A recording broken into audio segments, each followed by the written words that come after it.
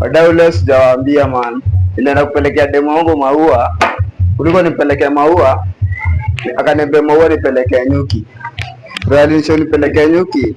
Akaniambia siku eti ni Valentine kila siku man. Manze nikauliza, kwani anataka nini? Kama anataka birthday ya Valentine nipelekea demo wangu maua. Pesa naomba, anataka pesa hii. Kuna mapenzi wale wadau, niambie mtu ukweli. Nijibini kwa comment section yangu wadau.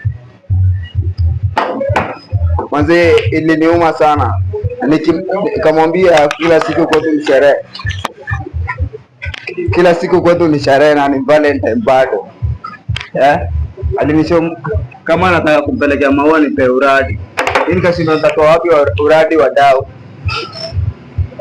Kweli kuna mapenzi ama ni mapenzi ya kifaudongo wadau?